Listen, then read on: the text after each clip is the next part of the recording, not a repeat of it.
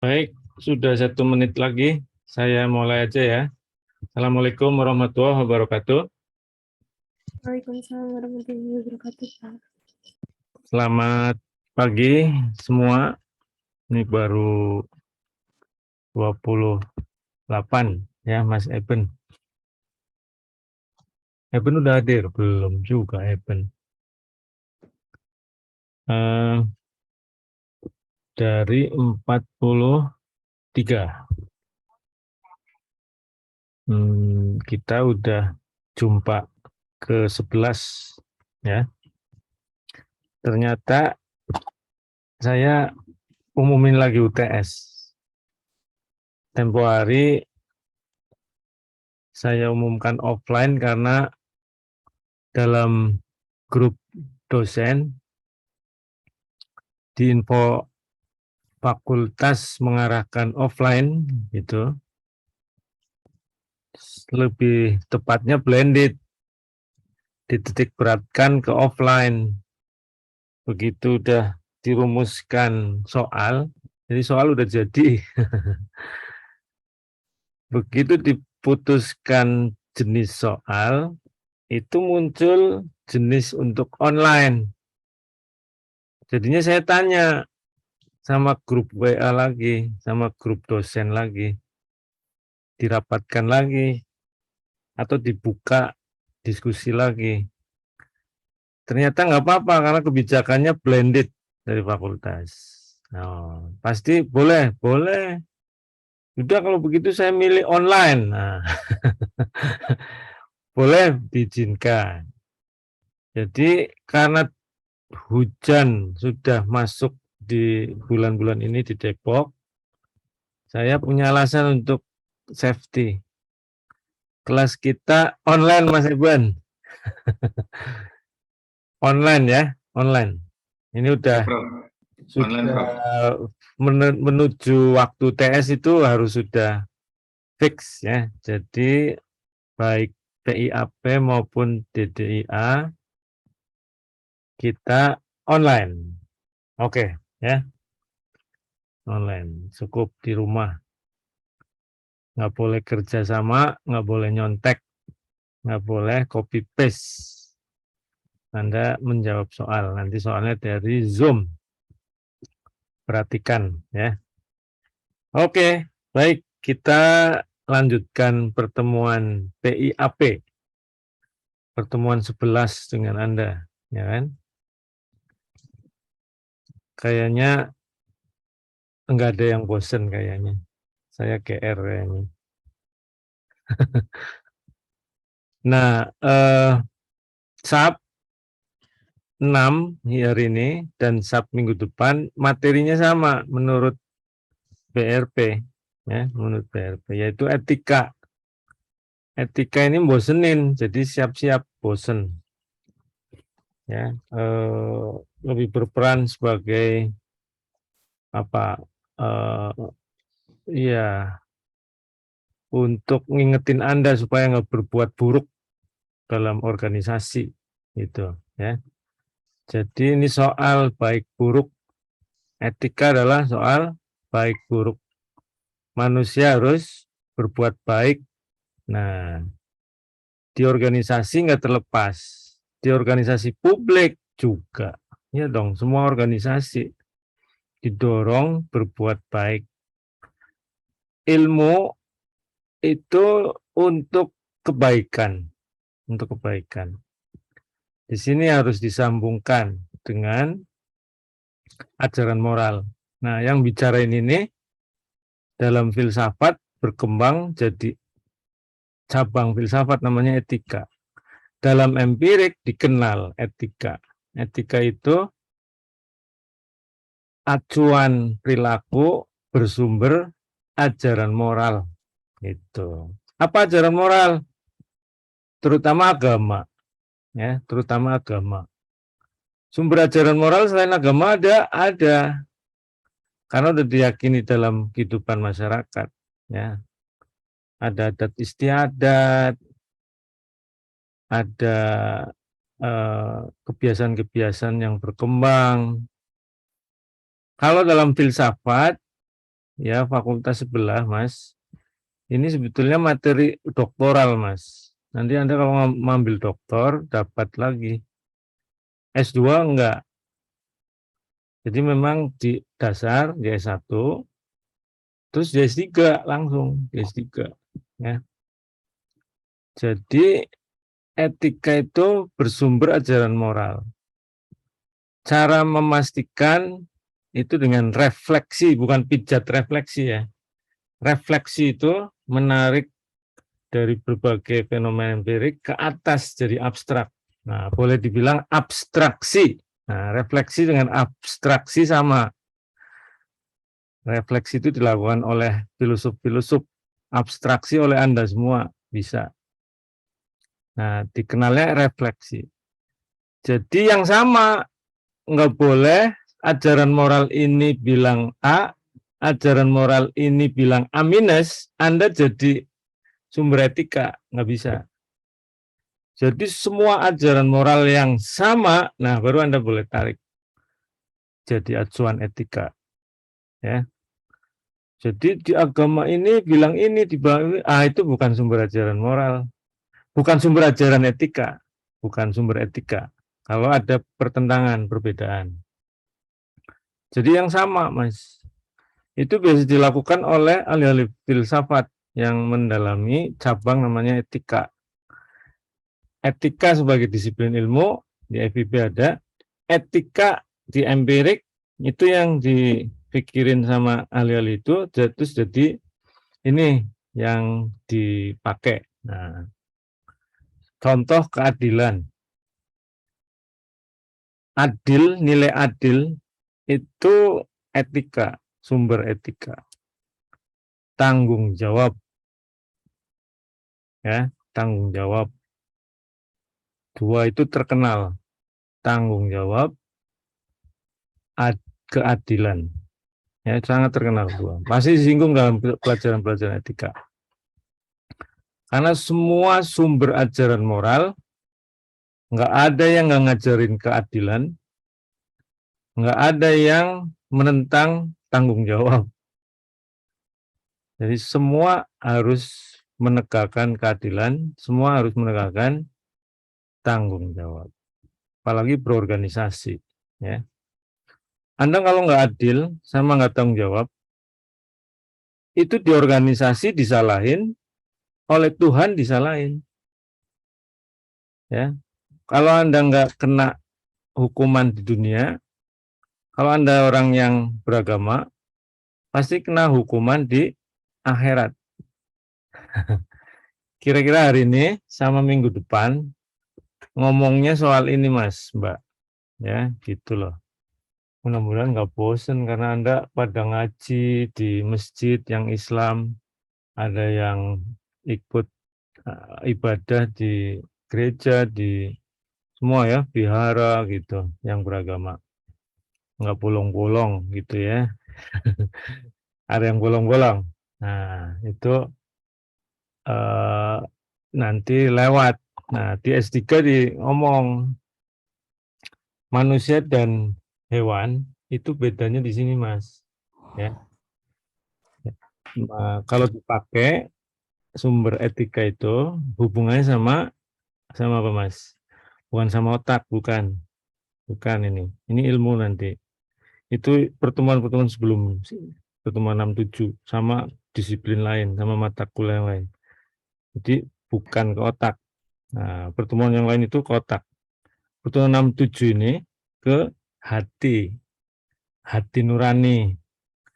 Kalau nggak sering Anda ngacu itu hati nuraninya Anda banyak noktah, banyak titik-titik gelap. Semakin Anda asah, semakin jernih. Ya, semakin bersih. Kalau Anda pakai sumber etik dengan konsisten di kehidupan sehari-hari, hati Anda akan makin bersih. Jadi orang yang tidak melaksanakan ajaran moral itu disebut amoral. Hubungannya sama hati nuraninya lagi tertutup. Tuh guru saya tuh di S3.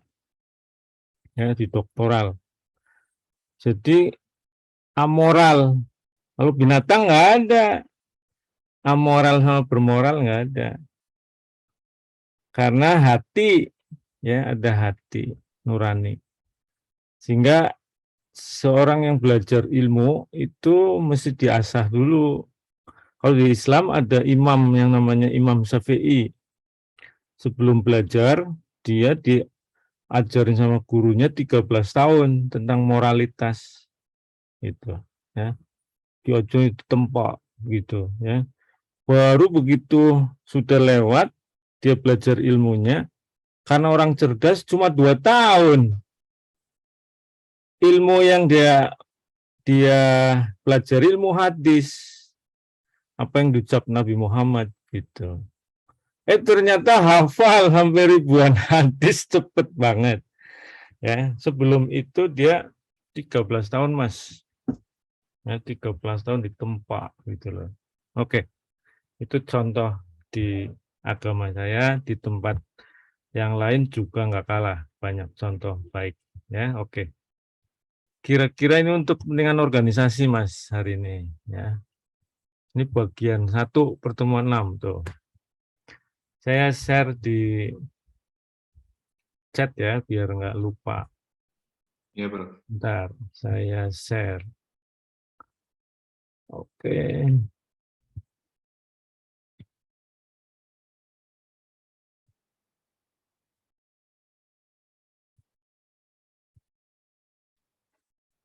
Jadi kalau Anda melihat koruptor, itu amoral. Ya, udah bisa ngomong amoral. Amoral itu ya apa? Mirip sama binatang jadinya. Hah? Itu kalau kita berbicara keras ya, bicara keras. Manusia soal hati naik turun, terus diakui. Hati itu multi, ribuan simpul ya gitu hati. Hari ini ngomong itu, besok bisa lain, malam bisa lain, detik per detik bisa berubah hati ya. Hati Anda galau, wah itu bisa masuk tuh gampang. Jadi lupa moral ya, bisa gampang, maksudnya turun. Nah, bisa di agama Islam soal keimanan, Mas, ya, Mbak. Di agama lain saya kira soal keimanan juga. Anda yakin ajaran moral agama Anda itu berarti beriman gitu. Soal iman, Mas, ilmu dan etika nyambung. Di sini letaknya, harus disejajarkan. Oke. Nah, di kelas ini ya pasti membedah apa sih pemahamannya, ya kan gitu. Terus minggu depan bagaimana ke administrasi publik. Anda ada tugas, ya ada tugas nanti di terakhir ini. Kira-kira yang akan dibahas di minggu depan, gitu. Oke. Nah, kan pertama apa itu etika? Nah, saya rujuk ini nih, Potter Stewart. Nanti ada lain lagi. Potter Stewart dulu. Right to do and what is right to do. Nah, itu loh. Benar di sini berhubungan dengan baik buruk ya. Apa yang harus saya lakukan dengan benar gitu ya, gitu. Ya kan? What you have a right to do. Bisa membedakan what you have right to do and what is right to do. Gitu. Ya. Hak apa yang benar untuk dilakukan dan apa yang harus dilakukan ya gitu. Right to do and what is right to do. Have a right to do berarti hak ya untuk melakukan dan apa yang harus dilakukan dengan benar gitu. Itu Potter Stewart. Dari pembicaraan ini atau definisi ini nanti ada lagi. Itu soal baik buruk, ya. Termasuk rasionalitas apa yang dilakukan manusia di balik perbuatan itu, ya. Jadi dalam ilmu administrasi penting untuk pengawasan. Anda di organisasi apa yang harus dikerjakan, apa yang yang benar dalam pekerjaan itu, ya. Bagaimana pekerjaan itu benar dilakukan. Nah, itu kira-kira maksudnya itu ya yang di atas itu benar dilakukan, ya. Itu. Nah, jadi kan organisasi isinya kewajiban. Organisasi isinya pembagian kerja untuk mencapai tujuan. Nah, timbul dari dalam diri manusianya. Nggak perlu ada yang negor-negor lagi. Dia tahu apa yang benar, apa yang baik, apa yang buruk. Gitu. Ya, saya kira orang tua Anda sering ngingetin kiai-kiai Anda, Ustadz. Ya. Nah, itu sebetulnya sedang ngomong etik. Ya, etik. Nah, ini. Kalau di administrasi publik, profesor nulis namanya Chandler dan Plamo ya, Plamo nih, bukan Plamo deh, Plamo, ya, itu guru besar tuh. Rule or standard governing the moral conduct of the member of an organization or management profession. Jadi standar pengelolaan, acuan, nah arahan moral, Mas, arahan berbasis moral nih, ya, etika dalam administrasi publik, ya. Jadi hubungannya sama sumber ajaran moral, bukan sekedar hak dan kewajiban di organisasi, ya, tapi basisnya sampai ajaran moral, ya, yang baik dan buruk, ya, terutama akhirnya sampai ke pelayanan masyarakat, gitu. Jadi tahu, oh kalau saya nggak melakukan ini buruk, kalau saya melakukannya dengan ini buruk, maka harus yang benar, yang baik mana, gitu. Ya. Kalau sudah ditulis namanya kode etik, Mas. Tapi kalau tumbuh dari dirinya itu masih etika. Dia harus mencerna, ini sesuai enggak? Apa yang sesuai dengan ajaran moral nih dari hak dan kewajiban saya sebagai birokrat, gitu, sebagai orang organisasi. Ya, ini ada filosof etika namanya Burton. Ya, Burton. Anda boleh klik di Google nih. Ya, bisa kebiasaan, adat atau akhlak, watak, etika itu. Ya, dia dalam ilmu filsafat dikenal filsafat moral, ya. Ilmu tentang apa yang biasa dilakukan atau adat kebiasaan. Rujukannya Aristoteles. Etika juga kalau ngelihat kamus bahasa Indonesia dari Purwadarminta ditulis Burton dirujuk ilmu mengenai azas akhlak. Nah, boleh. Jadi bisa jadi cabang ilmu, bisa tentang ajaran moralnya, ya, watak, adat, gitu. Bisa ilmu tentang apa yang baik dan buruk, ya, kumpulan azas, nilai mengenai benar dan salah yang dianut oleh golongan masyarakat, itu akhirnya baik buruk. Kamus besar bahasa Indonesia mengenai benar salah yang dianut oleh masyarakat. Jadi kalau dalam masyarakat ada seperangkat nilai ngomong ini benar, ini salah, Anda jangan melakukan yang salah, itu dianggap buruk pasti. Gitu. Ya, itu kamus bahasa Indonesia dirujuk Burton. Ya, ini jadi perhatian dalam administrasi publik. Jadi dua pertemuan lagi, Mas, nggak tanggung-tanggung. Yang lain satu pertemuan, ini dua pertemuan, ya. Ini pertemuan pertama ngomongnya konsep aja sampai selesai. Nanti minggu depan bagaimana di administrasi publiknya. Ya, sebagai nilai moral, lanjut lagi. Ya, nilai moral, norma-norma moral menjadi pegangan. Jadi akhirnya jadi sistem nilai. Kumpulan azas atau nilai moral. Lalu jadi cabang, dalam filsafat namanya filsafat moral atau etika adalah filsafat moral gitu ya. Ilmu tentang yang baik atau yang buruk. Nah, Anda kalau mau nerusin ke filsafat nanti jadi ahli bidang filsafat yang ngurusi kode etik biasanya. Kalau ada kumpulan masyarakat yang ingin bikin aturan main yang baik, Anda diundang. Ini baiknya organisasi ini kode etiknya apa ya? Kayak gitu. Dokter-dokter sekolah tuh kedokteran, tapi begitu nyusun kode etik kedokteran nggak bisa nyusun, Mas. Yang nyusun ahli-ahli filsafat diundang. Ini gini loh, kalau nyuntik, kalau terus dia dengerin, dicatat gitu. Oh, kode etiknya mestinya begini bunyinya Pak, Bu, ditulisin. Gitu. Itu datang dari Fakultas Sastra, Fakultas Ilmu Budaya sebelah, Mas. Ya, banyak yang menekuni itu.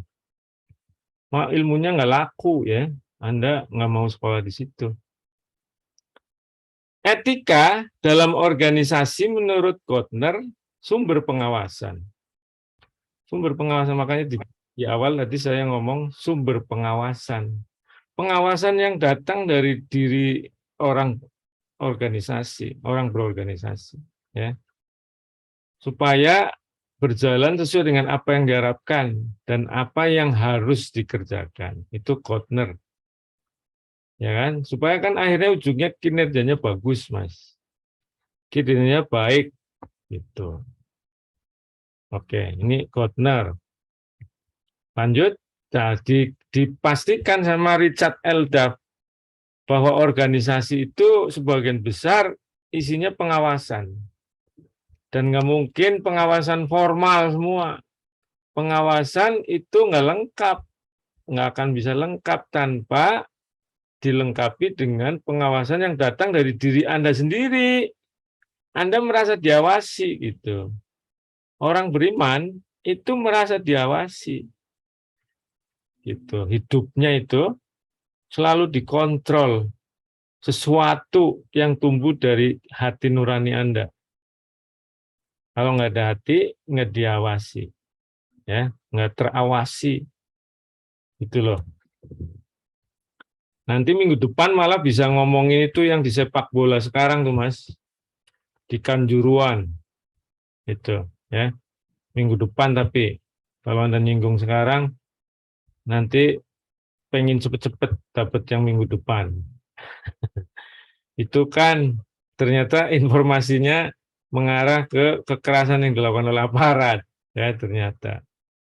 Nah itu bagaimana sih bisa terjadi? Nah minggu depan nanti saya akan komentari. Ya, sebetulnya harusnya ada tumbuh pengawasan dari semua pihak dalam berorganisasi sampai aparat juga, sampai semua ya dalam organisasi. Oke. Nah petanya kalau ngomong pengawasan itu etika itu informal, Mas Eben. Informal, nggak formal. Karena dari hati Anda berorganisasi. Pengawasan yang sering dikupas dalam buku-buku pengetahuan organisasi, administrasi, itu yang formal. Yang namanya akuntabilitas. Tanggung jawab formal. Kalau ini responsibilitas.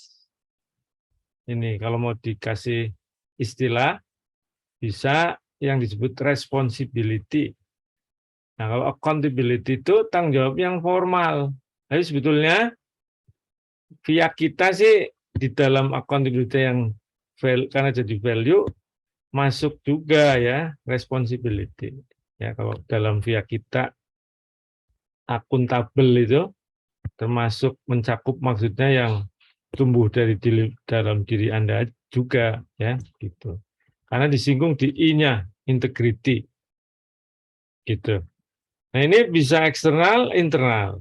Ya, Anda diawasi oleh banyak pihak. Kalau di dalam organisasi atasan bawahan. Nah yang kita kupas hari ini yang tumbuh dari diri Anda. Itu ada yang umum, ada yang khusus bidang-bidang. Kita administrasi, birokrasi. Ya, kalau orang kedokteran lain, insinyur lain ya. arsitek, semua bisa munculin itu etika masing-masing bidang.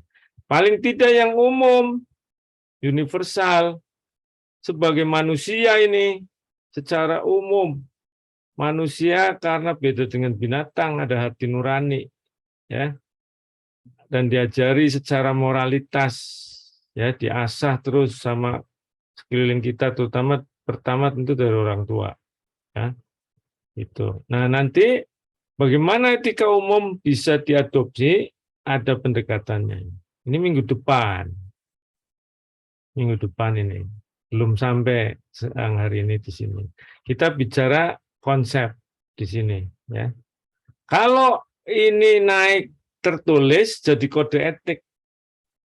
Kode etik bisa akhirnya jadi pengawasan formal. Jadi nyambung nih akhirnya supaya sejalan dengan formal. Karena tertulis kode etik itu. Ya, oke. Lanjut, ini petanya dalam konteks pengawasan, Mas, etika. Ya, ini sumber pengawasan lainnya kan accountability. Tadi udah dijelasin oleh saya. Ada politik dan legal, ya, ada profesional, birokratik. Itu accountability, ya, banyak. Kalau Anda baca accountability, konsepnya di Google, accountability, banyak. Ini menurut Ingraham, Patricia Ingraham. Ada akuntabilitas politik, legal, profesional, birokratik. Nah, itu semua formal.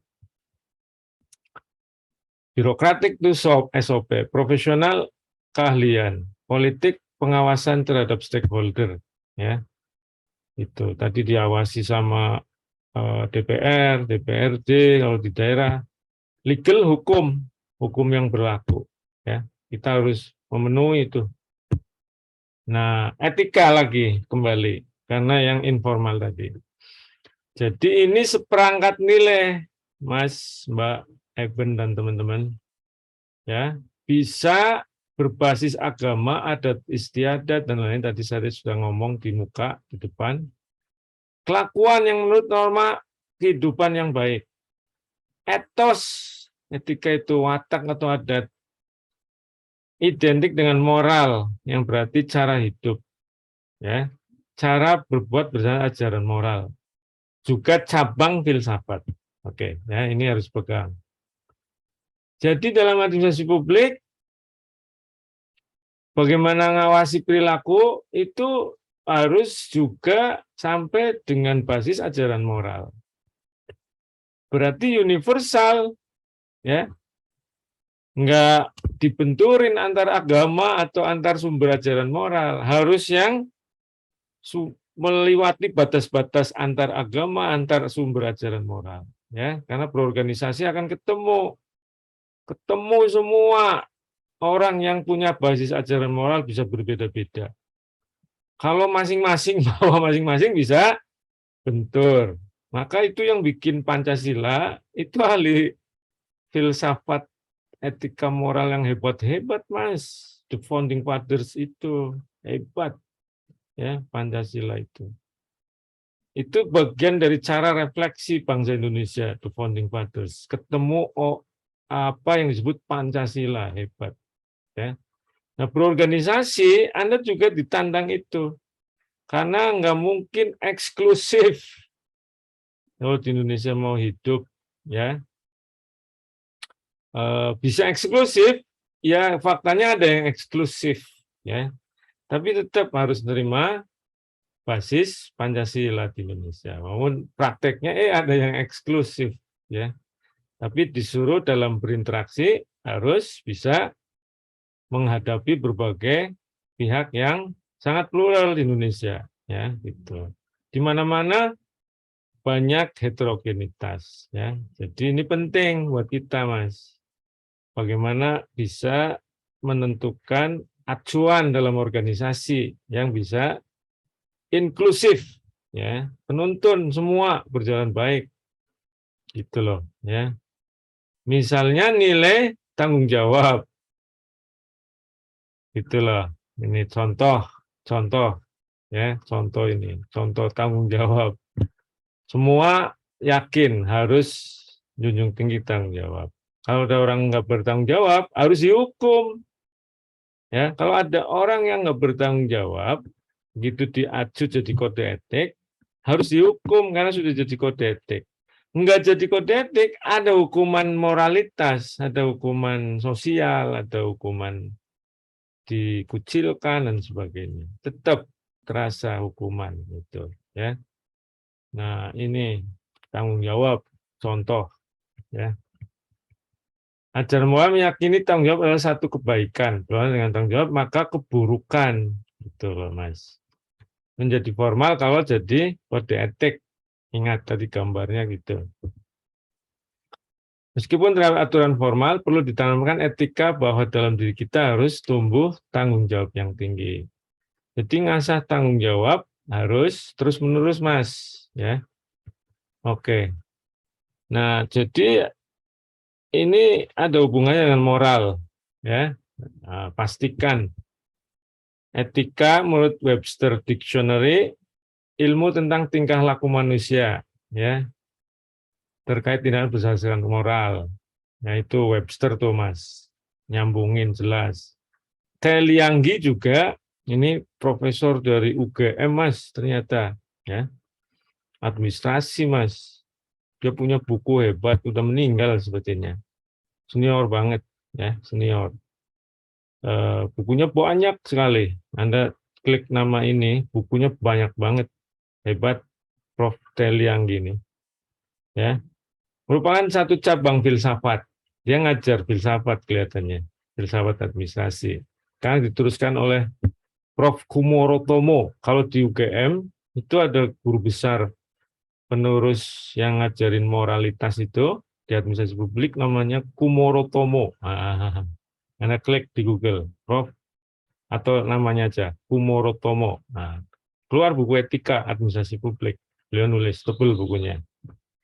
Ya, Anandanya Putri itu pernah bekerja di VIA UI, lulus dari UGM. Saya kaget juga kalau nggak hati-hati, waduh, ya saya godain kan repot. Ya, jadi di gedung M itu ada loh, kok ada ini ya yang baru kenal nih pegawai di situ. Ternyata begitu ngobrol, putrinya Prof. Kumoro. Sekarang nggak ada, Mas, Anda cari-cari karena sudah ke Singapura, lagi ngambil S2 ya di Singapura, Mas, di National University of Singapore. Hebat, bahasa Inggrisnya lancar ya, lancar banget. Dia mungkin sudah selesai apa lanjut S3 ya, gitu karena ayahnya kan profesor ya di UGM ya di UGM. Cabang filsafat membahas moralitas. Nah, kalau Pak Telianggi ngomong ilmunya ya. Nah, ada kalanya Anda kenalnya etiket. Beda, Mas. Etiket itu sopan santun. Sopan santun itu bisa berbeda-beda, nggak universal sopan santun. Sopan di sini belum tentu sopan di Inggris misalnya, ya. Ada, mungkin mirip, banyak samanya, tapi ada beda. Mengangguk sama menggelengkan antara Indonesia dan India beda, ya. Itu sopan santun, ya. Anda harus rapi rapet, bagi orang bule nggak rapet juga sopan.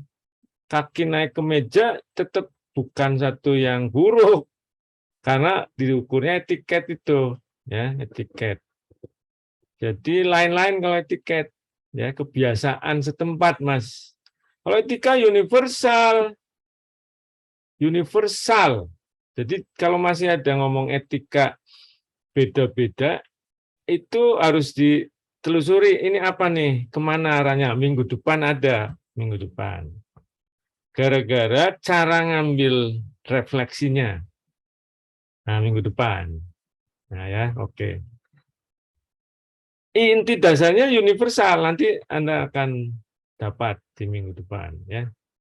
Jadi sebetulnya kalau di sini buruk, juga di Inggris buruk kalau etika. Di Amerika ngomong baik, kita ngomong baik. Gitu. Hanya nanti ada menggeser karena ada persoalan refleksinya nanti deh minggu depan. Kok ini bisa beda ya? Gitu. Termasuk terpaksa nih. Kenapa berani nembakin gas air mata? Nah, itu kan buruk. Buat dia baik, katanya. Nah, nanti itu ya. Nah, bisa beda nih. Gimana cara refleksinya nih, Mas? Minggu depan. Pasti dibalikin sama. Nanti sama-sama ngomong bunuh, kekerasan itu buruk, sama udah selesai. Nggak akan beda. Ya, gitu. Kok Putin bisa kayak gitu sih? Dan militernya nggak bisa nentang. Padahal tahu bunuh orang Ukraina buruk. Tapi dilakukan, Mas. Saya yang melakukan, gitu, kata Putin. Lalu tentaranya juga saya nggak bisa nolak, saya tembak aja orang Ukraina, gitu. Ya, itu Mas, di situ. Walaupun kalau lagi ke etika yang universal, ya udah, nggak ada perbedaan. Buruk tuh, bunuh orang, ya, bunuh orang. Nah, bisa membunuh dibenarkan, coba ada. Kalau Anda membawa narkoba 20 kilo, Anda dibunuh negara. Baik apa buruk? Tuh, bunuh tuh. Negara membunuh orang. Bisa jadi baik. Tuh, ya. Lihat. Gara-gara itu sih bawa narkoba tuh. Ada kasus yang bukan narkoba ya, ada belum diputus hukum malah ya tadi tuh yang di Kanjuruhan di Ukraina. Apa hubungannya Ukraina sama Rusia? Ya, ditembakin sama orang Rusia, dibom malah ya gitu. Oke. Ini complicated minggu depan bagiannya. Nah, ya masih konsep lah hari ini ya. Bahkan awalnya ya dari Yunani ngomong etos, sebetulnya watak kebiasaan ya. Belajar bersumber pada ajaran moral. Moral itu mores, cara hidup, kebiasaan. Norma ya norm, aturan, nilai value ya kan, baik buruk. Ya ini terkait itu di dalamnya ada value. Ini yang sering tukar tak balik gitu ya, dipakai orang hampir yang ini pakai yang itu bagi itulah kira-kira etika, moral, norma, nilai gitu ya. Nah, moralitas nih Mas, tuh. Kita hidup baik sebagai manusia. Ya, sistem nilai ini jadi acuan gitu loh. Petua-petua, nasihat, ujangan, peraturan, perintah semacamnya begitulah kira-kira. Nah, di dalam ajaran moral di agama saya ya jelas sudah diklasifikasi, dikelompokkan, diatur sedemikian rupa, ada strukturnya ya. Ada kitab ya, ada hadis ya kan gitu. Jelas itu. Lalu arahan ulama ya, ada apa namanya menurunkan dari Quran dan hadis ya. Di agama lain pun begitu ya. Ada jadi sumber moral punya sistematika ya gitu. Nah, apa namanya itu diacu oleh kita ya supaya baik jadi manusia gitu. Moralitas bisa soal kepercayaan dalam agama ya kan gitu. Tadi saya sudah nyambung di atas karena sumber ajaran moral itu adalah salah satunya agama ya. Memberi aturan, petunjuk konkret ya. Di agama saya malah sampai tidur aja ada contohnya gitu. Nah, kenapa dilakukan? Karena yakin itu baik, ya, baik, hal-hal baik dapat berkah kalau kita nyontoh Nabi. Nah, gitu di agama saya, ya. Nah, jadi apakah bisa direfleksikan jadi etika? Begitu berbeda-beda nggak bisa, Mas. Ya, nggak bisa. Ada yang nggak diungkap di agama tertentu sampai detail. Nah, di Islam sampai detail banget, makan aja ada contohnya, bukan diatur. Anda karena contoh dari Rasul, sunnah. Kalau nggak melakukan nggak apa-apa. Ya, hanya kebaikan dan berkah aja kalau di agama saya, ya gitu. Nah, makanya ketika refleksi, oh di tempat lain enggak kok enggak. Nah, itu berarti bukan jadi sumber etika, ya sumber etika. Sumber etika itu yang sama, bukan soal kebiasaan saja. Jadi sistem nilai akhirnya yang diacu, sistem nilai tentang tanggung jawab, keadilan, gitu, ya. Kalau kebiasaan-kebiasaan bisa larinya ke etiket bukan etika, ya gitu. Nah, ada yang sama bisa tuh kalau wah ini bisa universal ya soal ini. Biasanya dibaliknya adalah value gitu, nilai, ada nilai. Nah, itu kalau nyambung Anda bisa ambil jadi ini bisa jadi sumber etika. Oke, nah tujuannya biasanya kalau moral mengarahkan tingkah laku, pedoman, alat penilai, bahkan bisa jadi sanksi ya untuk nunjukin sanksi kalau melawan moralitas itu. Nah, ini nanti jadi dasar ketika minggu depan ya. Ajaran moral yang bersifat umum mau masuk di berbagai bidang itu dengan refleksi. Yang namanya bersifat khusus gitu ya. Karena sesuai profesi-profesi yang berkembang di masyarakat. Karena kita membahas di organisasi, ya, ada profesi. Ini etika birokrat bagaimana sih? Nah, Anda harus melakukan refleksi dari kata orang filsafat, dari etika yang umum ke bidang birokrasi gitu, Mas. Harus, enggak harus. Yang etika umum aja gara-gara susah misalnya. Titik temunya di mana? Udahlah, kita pakai ajaran umum. Nah, itu ada minggu depan nanti. Pakainya ajaran umum aja. Ya, itu minggu depan. Begitu bisa, ya silakan. Bahkan sampai jadi kode etik. Ya. Ini kompleks. Sampai di filsafat ada disiplin sendiri. Namanya tetap sama, yaitu etika. Itu jadi cabang dalam filsafat, Mas. Berbeda kompleks, bagaimana ke kedokteran, ke insinyur, ke birokrasi, ke tentara, gitu, ya masuk. Wah, ini sih nggak bisa sembarangan, harus ada yang menekuni.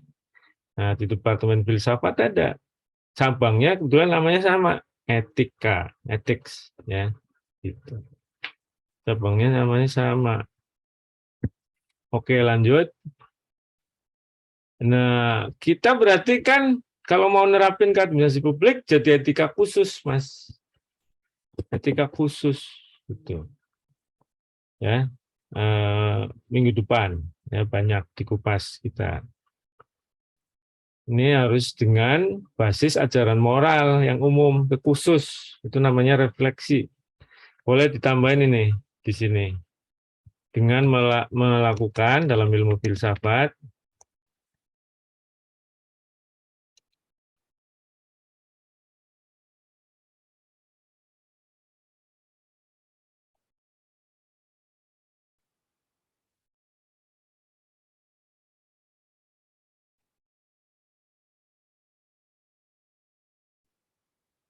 ya, jadi dalam cabang filsafat dikenal dengan refleksi, bukan pijat ya. Anda kenalnya pijat, refleksi ya, yang dipencet-pencet kakinya. Kalau kena ini, oh ini kena kolesterol nih gitu ya. Ini refleksi mengabstraksikan. Nah, bisa mengabstraksikan.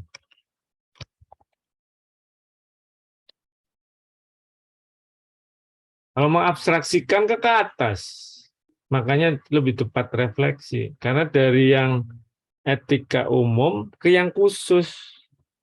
Jadi nggak pernah saya ketemu kata mengabstraksikan, ini bisa keliru, Mas. Ini hanya gambaran sebaliknya ya, mirip deh ya, mirip. Lebih baik pakai ini supaya aman. Karena abstraksi itu ke atas, dari khusus ke umum harusnya. Nah, saya bilang mirip aja. Ini dari yang bersifat umum, dari agama, adat istiadat sudah ketemu, diacu ke bidang tertentu. Jadi namanya refleksi. Lanjut. Nah, mengapa diperlukan? Ya, ini lanjut nih supaya minggu depan nyambung. Itu loh, Mas. Di dalam organisasi itu kan soal keputusan. Sering ada pertimbangan di luar rasionalitas karena kita ngakui ada bounded rationality. Ya, ada wewenang, bahkan diskresi di sini. Ya, misalnya ini mau digusur apa enggak? Dokter, nah, sering langsung masuk ke dokteran misalnya. Dokter kan juga pejabat publik dalam satu rumah sakit. Ini dioperasi apa enggak? Kalau operasi yang meninggal bayi, kalau enggak operasi, kalau enggak operasi yang meninggal bayi, kalau operasi yang meninggal ibunya misalnya, ya itu, Mas, ya jadi sesuatu penting karena keputusan soal keputusan, Mas. Bisa memprihatinkan kalau nggak diperhatikan, bisa fatal kata John Rohr. Nah, ya ini etik satu yang penting dalam administrasi karena soal keputusan yang sering harus berhadapan dengan memilih mana yang baik dari yang lain, mana yang terbaik bisa jadi, mana yang baik dari yang buruk-buruk bisa yang terbaik, mana yang lebih baik begitu, ya. Ini Mas, soal keputusan manusia itu bounded menurut Herbert Simon. Ya oke. Karena ada kaitan dengan tujuan organisasi, struktur organisasi juga, manajemen publik, apalagi di organisasi publik, ya, ngusur masyarakat ini kena gusuran apa enggak, lalu mengurangi ruang terbuka hijau, ruang publik atau enggak. Ya, biasanya ada tarik-menarik kepentingan baru itu muncul. Ya, ini bisa keberhasilan atau kegagalan etika itu. Ya, mana yang harus dikedepankan? Biasanya soal-soal yang berhubungan dengan dilema dalam mengambil keputusan. Ya, jadi manajemen publik, struktur organisasi, tujuan itu terkait. Jadi sorotan, ya. Karena ada nilai-nilai yang mesti dipertimbangkan. Selain moralitas, ada efisiensi, ekonomi, prinsip administrasi, kompetisi. Tuh, kepentingan publik dan kepentingan lain, Mas. Ini kalau diputus nggak efisien. Wah, bingung Anda. Nggak ekonomis. Ada prinsip yang terlanggar dalam administrasi. Wah, tuh, ya. Begitu. Ini biasanya yang dilematik gitu dalam keputusan, Mas. Tuh. Ya, itu jadi etik yang diacu, ya. Etik supaya kuat. Anda pilih efisiensi misalnya. Apa dasar etiknya? Nah, harus wah enggak deh, kayaknya efisiensi enggak lah, gitu misalnya. Nggak perlu efisien, nggak apa-apa, boros kita tanggung lah, karena lebih moralitas umum, ya umum, gitu. Oke, lanjut. Penting kan? Tadi tujuan udah ngomong ya, memuaskan kepentingan dan kepentingan publik, hak dan kewajiban dalam pejabatan, ya gitu. Ini terkait lagi sama yang tujuan, manajemen, struktur organisasi. Ini sama.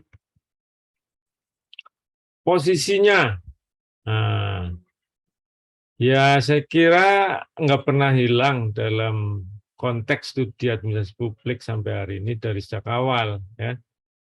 Gitu. Sampai hari ini etika di S1 nggak jadi kuliah sendiri atau jadi kuliah sendiri ya? Kalau di S3 ada ya filsafat dan metodologi ilmu. Nah, di sana ada soal etika. Di S2 kayaknya sih nggak ada. Saya kira S1 tempo hari yang saya ngerumusin kurikulum ada. Anda. Ya, etik diajar Mas Teguh. ya. Pak Teguh ketua departemen, ya. Itu. Mudah-mudahan S2 ada. Karena pas perbaikan kurikulum dari dulu tidak muncul, saya pikir yang terakhir harus muncul bersama dengan S1. Kalau S3 dari dulu Mas, nggak pernah hilang, ya. Etik itu.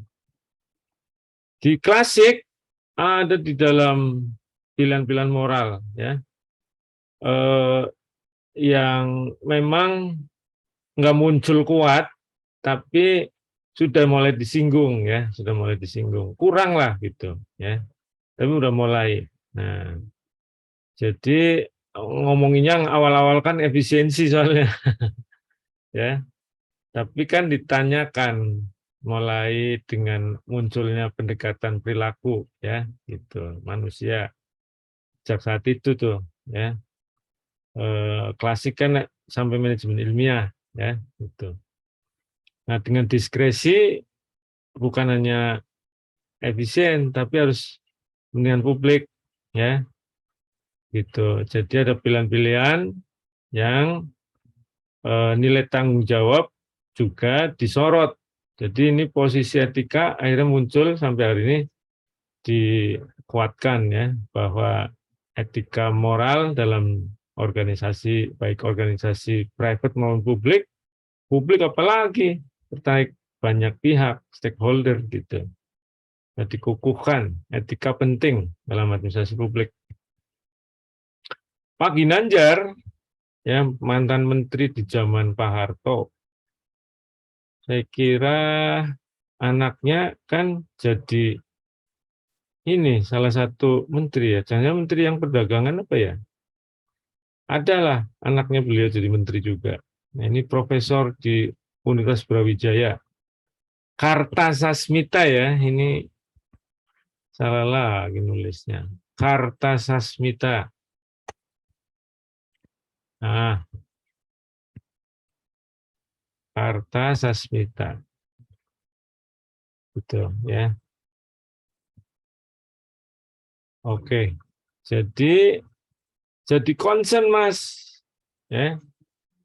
Karena perilaku birokrasi itu berpengaruh banyak bukan hanya ke dirinya, ya, tetapi ke masyarakat.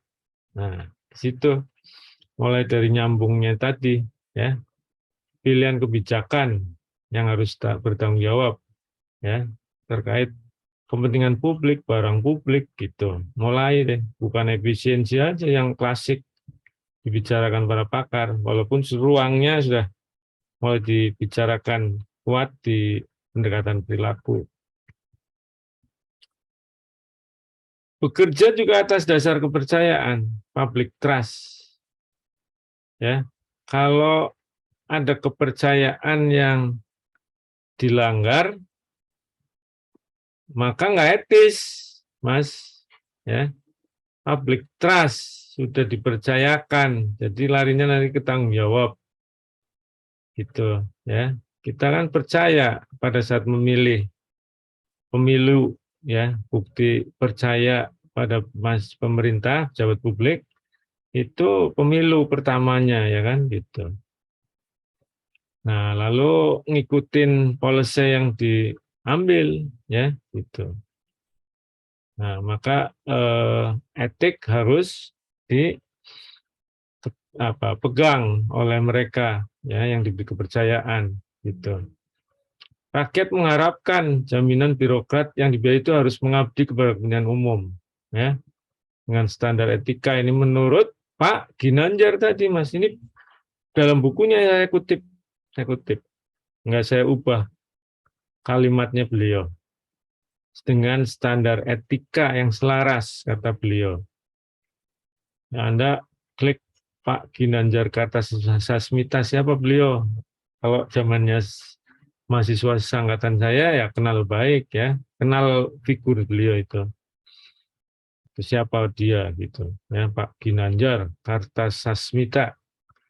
Doktornya saya kira dari luar negeri, ya. S1-nya ITB apa ya? Terus masuk militer karena wajib militer, Mas. Terus aktif di partai Golkar saya kira, ya, karena zaman Pak Harto. jadi menteri, ya, jadi menteri Mas, jadi menteri. Militer dipercaya, mungkin apa sepak terjangnya dikenal Pak Harto ya. Terus guru besar di UB, ya,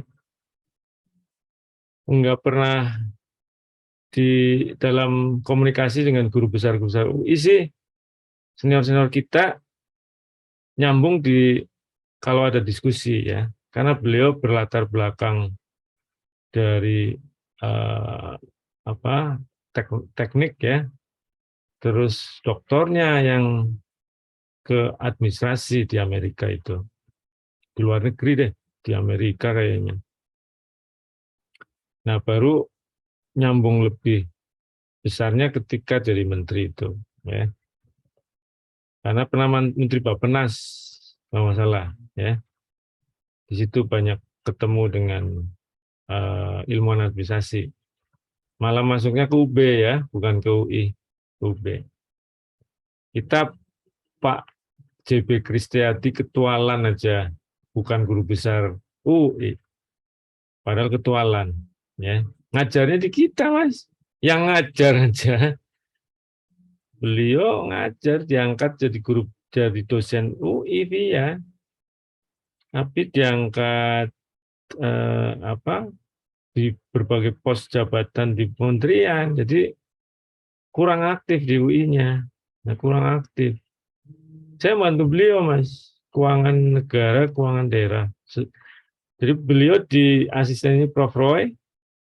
Roy sibuk, saya masuk sama Prof. Eko, ya. Nah, Pak Kris ketualan sempat, tapi keliling departemen termasuk departemen keuangan, Kementerian Keuangan, ya gitu. Lan tercatat jadi dosen via, tapi guru besarnya Unpad Mas, guru besar Unpad, los dengan UI lama, nggak aktif di UI, sudah memenuhi guru besar, berarti mungkin apa pindah ke kementerian ya, sampai ke LAN itu, sehingga nggak ada di UI lagi, hanya ngajar aja. Saya nggak paham, masih seperti Anda itu, masih mahasiswa semester berapa sampai lulusnya lah kira-kira. Dikubur guru besar bukan di UI, ya. Yang tahu senior-senior ya. Kenapa nggak di UI? Prof. Kris ya, Prof. Ini bukan Pak Ginanjar. Jadi UI itu standar untuk guru besarnya cukup ketat gitulah kira-kira Mas maksudnya, ya. Ketat banget kontrol sampai aktivitasnya di UI itu benar terjaga gitu, ya. Jadi nggak akan ada guru besar HC Mas, Profesor honoris causa UI mana ada, nggak ada itu. Yang HC itu untuk doktor honoris causa. Di Indonesia ada Profesor HC.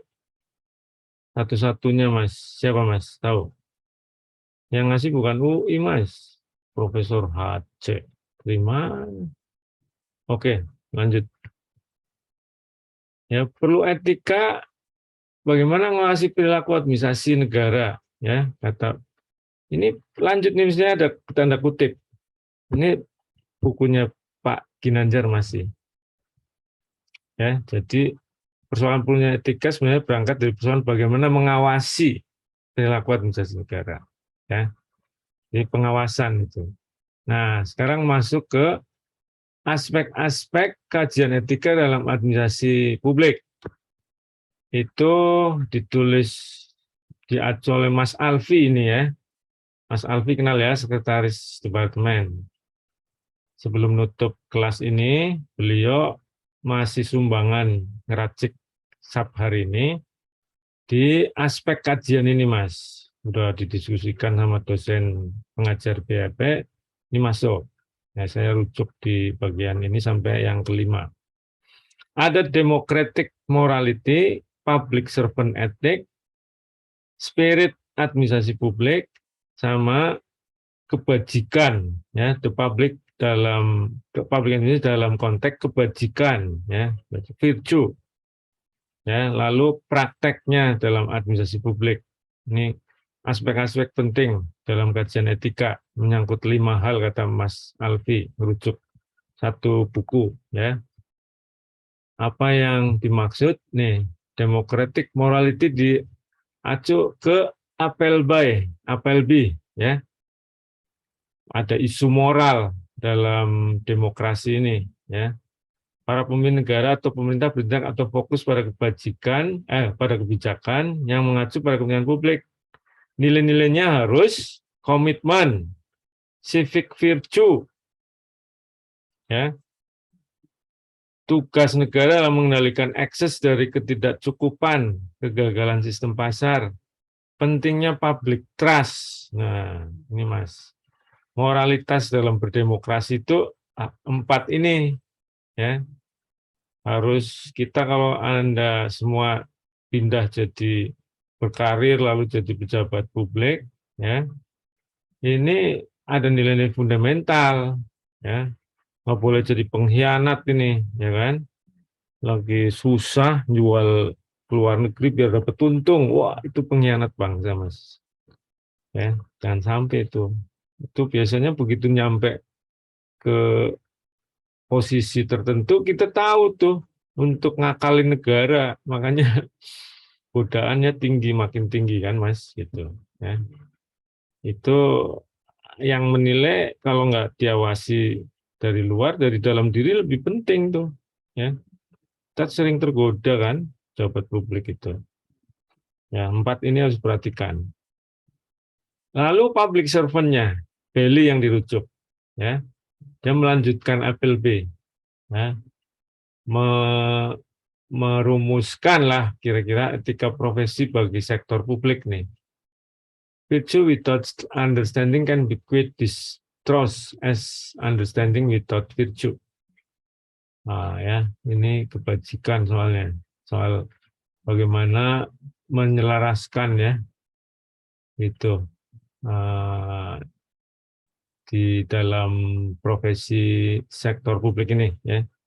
Sikap mental dan kualitas moral, karena ada 3 karakteristik dari mental manusia, ya. Kita sering ambiguitas, ya.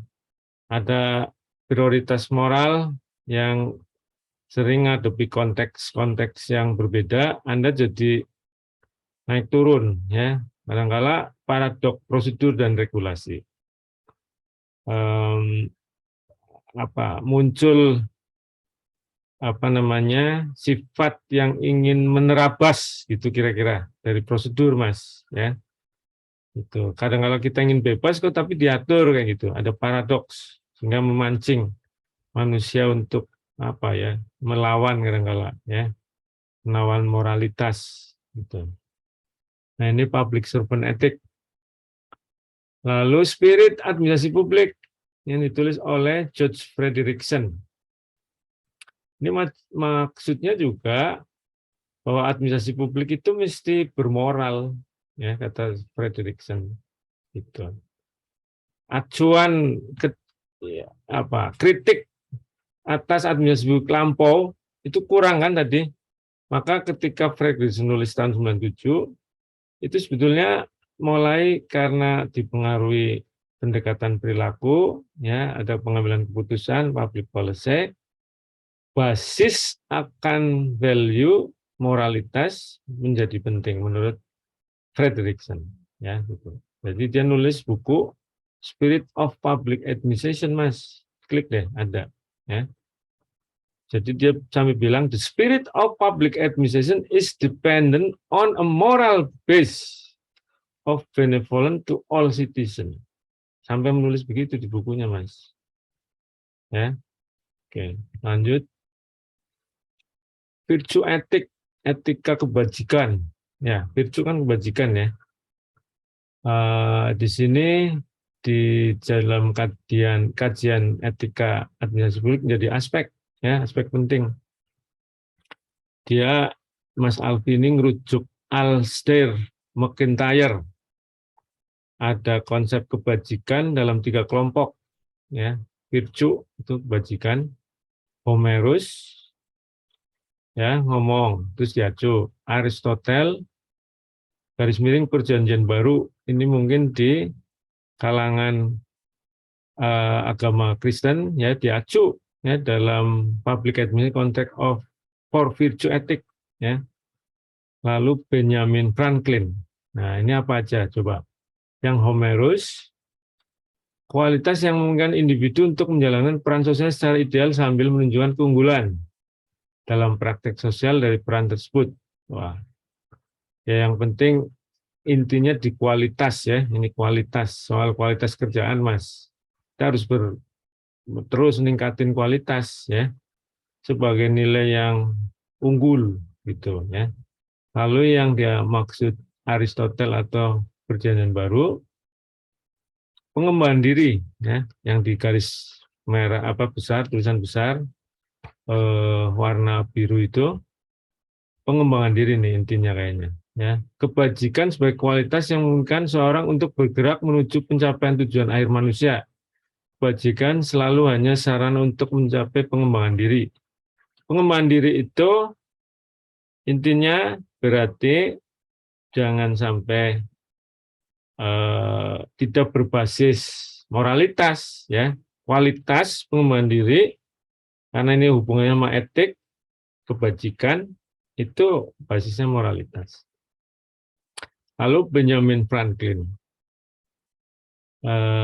etika moralitas adalah kebahagiaan dari barang-barang eksternal sebagaimana dikenal dalam istilah menjadi kaya, terkenal dalam dan berkuasa. Tujuan akhir seorang memupuk kebajikan adalah untuk mengejar kebahagiaan. Jadi bahagia itu dari kebajikan seseorang gitulah Mas ya, Benjamin Franklin. Bukan apa ya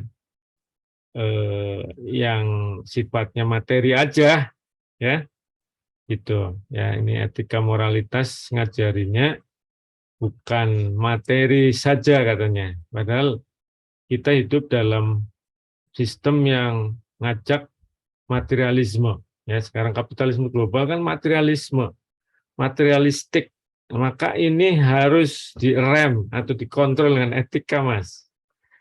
Virtue etik, kebajikan dalam administrasi nggak terlepas dari konteks global yang sedang materialistik gitulah kira-kira. Maka muncul orang namanya Benjamin Franklin untuk ngingetin ya.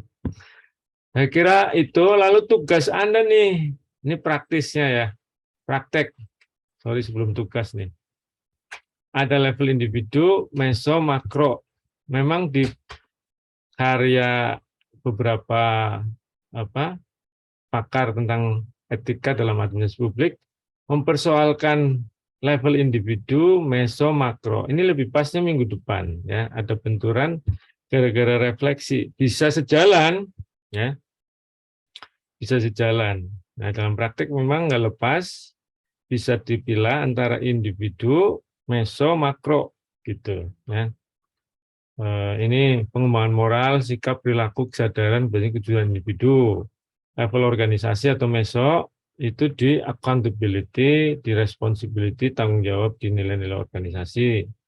Lalu lebih besar, ya, etik pada level pemerintahan makro, ya soal korupsi, soal jabatan, dan pengambilan keputusan publik ini ya. Laporan harta kekayaan harus dilakukan ya gitu. Itu kata Mas Alfi dijuduli The Practice of Public Administration, menghadapi 3 level ini yang bisa berbeda gara-gara nanti minggu depan ngomong refleksi bisa juga sejalan ya. Kalau basisnya universal ya mestinya seirama ya. Basis etika, prakteknya juga seirama antar individu sampai pimpinan ya gitu.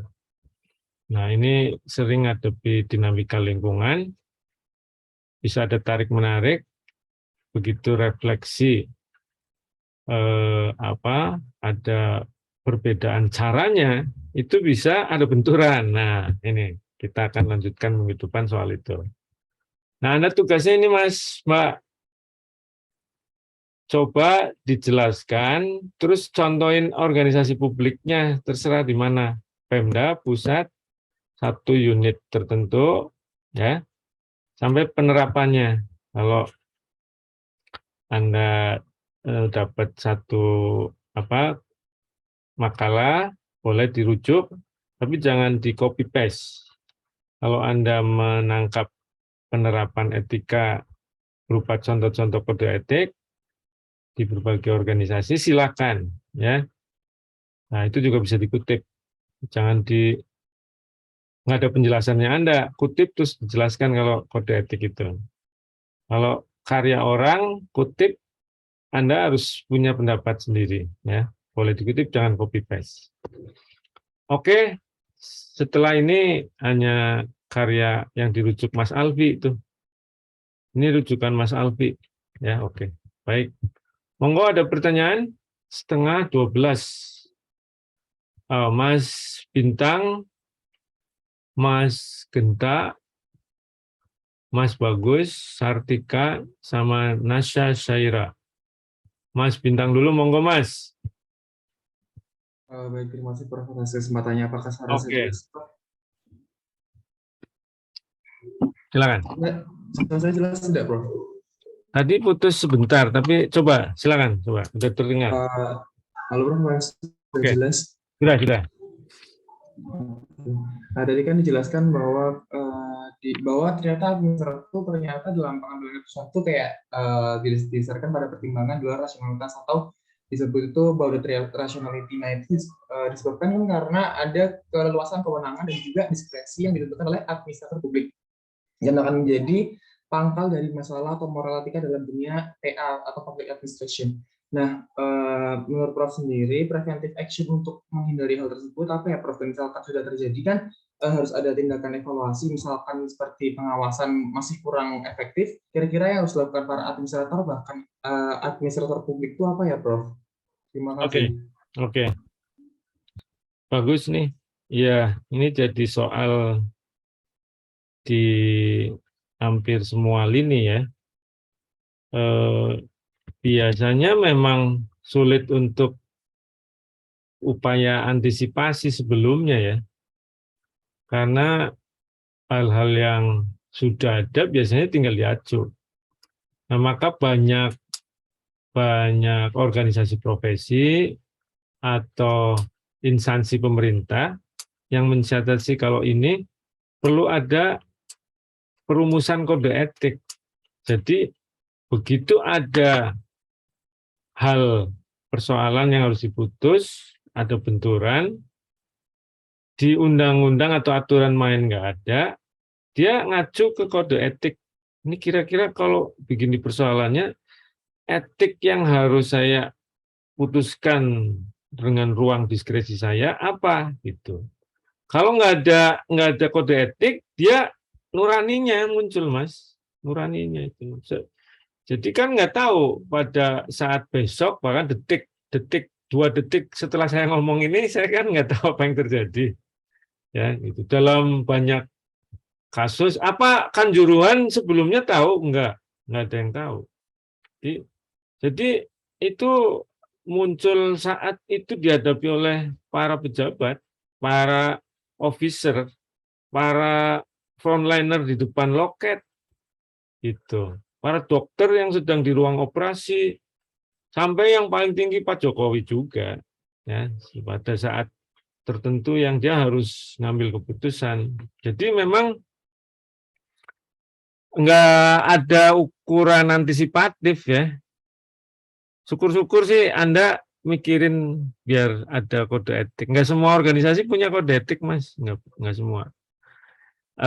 UI berusaha ngerumusin kode etik dosen, ya, di kampus kita sendiri, untuk kita sendiri. Lalu untuk mahasiswa ada pedoman apa gitu, ya. Jadi Anda harus baca juga tuh. Harus tahu ya. Tapi kan keputusan-keputusan banyak diambil oleh dosen, pengelola, ya, pengelola itu dari kaprodi, dari rektor sampai kaprodi gitu. Ya, ada. Dan dosen dibuat juga karena memimpin kelas ya. Ada kalanya juga soal bimbingan disertasi, ketahuan ada nyontek setelah lulus, ya harus diapain. Ada kalanya untuk dosennya juga.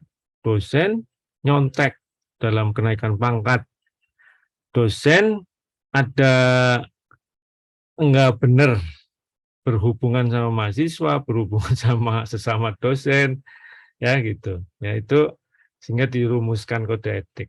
Dan saatnya seseorang atau ABC muncul itu nggak bisa nggak ada yang tahu gitu ya. Supaya upaya antisipatifnya adalah semacam bikin aturan main, tapi kan kadang-kadang nggak lengkap, maka harus ada kode etik gitu, Mas. Itu Mas Bintang. Baik, terima kasih Prof atas jawabannya. Sama-sama, oke. Mas Genta, ini Ya, bukan Prof. yang Genta membawa acara itu ya? Makan-makan Bukan. juga bukan? Oh, bukan. Ini Genta Administrasi Negara, Oh Prof. ya, oke, baik. Oke.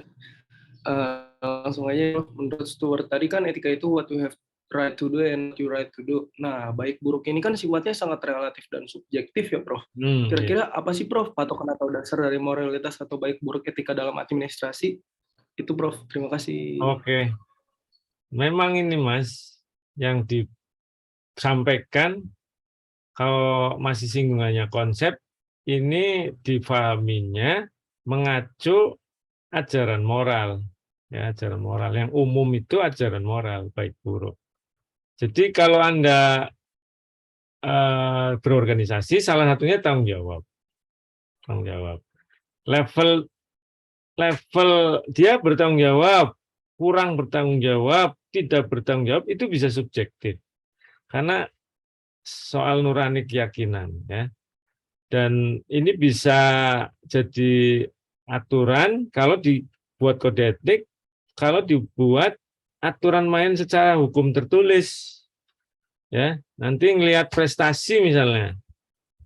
Nah, ada mengukur tanggung jawab. Wow, itu memang berdebat tuh, Mas. Karena sampai hari ini menilai tanggung jawab birokrat itu atasannya. Diperbaiki kawan sama atasan langsung. Kalau sejawat tuh, sejawat dikasih penilaian, Mas, sekarang, Mas. Dulu tuh hanya atasan, Mas, dulu.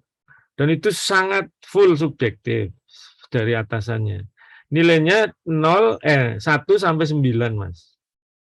Ya, 1 sampai 9 itu ada tanggung jawab.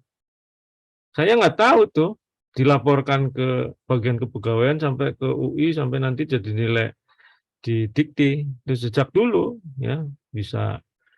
Selama ini sih kita nilai soal itu yang subjektif diketahui ya sudah sejak dulu pegawai negeri dibikin tahu bahwa itu tanggung jawab. Nilainya nggak ada yang jatuh kecuali Anda bermusuhan sama atasan. Atasan berani ngasih nilai Anda 6. 6 aja udah buruk, Mas. 6 buruk. Apalagi kasih 5. Dengar-dengar dulu di UI juga ada yang aneh gitu, ada 1-2 orang gitu ya. Atasannya ngasih 5. Kaget semua seluruh dunia. Ya, kali-kali kasih 5, Mas. Gitu ya. Nah, memang subjektif tuh, subjektif. Ya, Mas. Berarti sebelum lebih jauh ke refleksi sama implementasinya minggu depan, dasar dari si etika itu sendiri, kode etiknya, Prof, kurang lebih. Kalau mampu dirumuskan ya jadi dasar salah satunya itu. Kalau belum ada kan jadi ke sumber moral. Nah, maka ada cara beberapa organisasi gara-gara tahu bahwa semuanya mengajarkan tanggung jawab soal misalnya ya, itu masuk tuh dalam penilaian birokrat. Nah, sekarang menilai birokrat bukan atasannya aja, saya tambahin yang tadi. Itu kawan sejawat, Mas. Dikasih itu pas lagi akhir semester atau awal semester atau akhir tahun, awal tahun, saya lupa. Jadi rutin tuh, Mas, rutin. Saya dinilai oleh sejawat saya, atasan langsung, ya, gitu. Terus apa lagi ya? Kelompok peer group-nya apa ya? Ada lah, bukan hanya atasan doang, dulu atasan doang. Nanti disampaikan gitu. Nanti jadi nilai total bersama selain tanggung jawab juga ya, ada beberapa ya dinilai gitu. Itu contoh aja, Mas. Contoh yang nanti yang Anda maksud sebagai subjektif ya, subjektif. Karena memang basisnya adalah keyakinan baik buruk ya bersumber pada ajaran moral ya, dan direfleksikan atau diimplementasikan di administrasi publik perlu mengatasi soal subjektivitas memang sampai hari ini ya, itu untuk menilai seseorang sampai hari ini diakui itu ada unsur subjektivitas, maka harus diimbangi. Kata pakar metode penelitian, subjektivitas itu bisa diatasi dengan kumpulan subjektivitas. Anda ya, kalau dinilai satu orang doang, itu satu orang itu yang full subjektif. Tapi begitu dinilai 5 orang itu dikumpulkan dengan yang lainnya lagi, itu naik jadi objektif. Jadi objektivitas kata pakar metodologi adalah kumpulan subjektivitas. Jadi itu diacu, Mas. Jadi bisa diatasi gitu dengan kumpulan subjektivitas.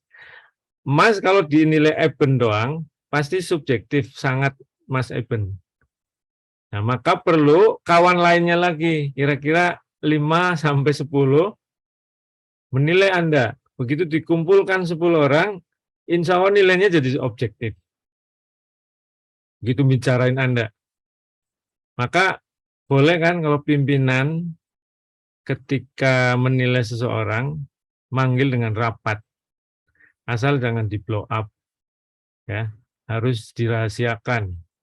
Kalau mau menilai soal-soal yang berbasis moral dari seseorang, itu disahkan itu pimpinan membahas seseorang, tapi jangan sampai nilai etikanya adalah membahas seseorang itu jangan sampai di blow up. Hanya yang ikut bicara itu saja yang tahu. Kalau sampai keluar, itu harus diselidiki siapa yang mengeluarkan ke publik. Itu sebagai orang yang nggak bermoral juga. Nggak bertanggung jawab, nggak adil, terus apa ya? Ya membuka aib orang itu sebagai yang buruk juga. Ya. Jadi begitu, Mas. Oke? Nanti tambah minggu depan mungkin nambahin. Oke, baik. Terima kasih, Prof. Sama-sama. Mas Bagus, silakan. Baik, terima kasih banyak Prof atas kesempatannya. Jadi saya mau izin untuk bertanya Prof. Tadi kan telah dijelaskan bahwasanya etika itu berbicara tentang baik dan buruknya dalam profesi. Nah, jadi di sini saya ada sedikit pertanyaan Prof. Kalau kita berbicara tentang baik dan buruk, misalkan saya contohkan dalam suatu instansi Prof. Contoh, misalkan beberapa waktu yang lalu kan dapat suatu kasus yang dimana melibatkan wakil ketua KPK Lili Pintauli. Nah, di situ Lili Pintauli dinyatakan melanggar beberapa etika dalam profesi KPK. Nah, jadi namun pelanggaran tersebut cenderung dianggap bagaimana Prof? Agak sepele. Kalau di Indonesia itu pelanggaran kode etik cenderung dianggap sepele dan hal tersebut tidak terlalu dianggap berat.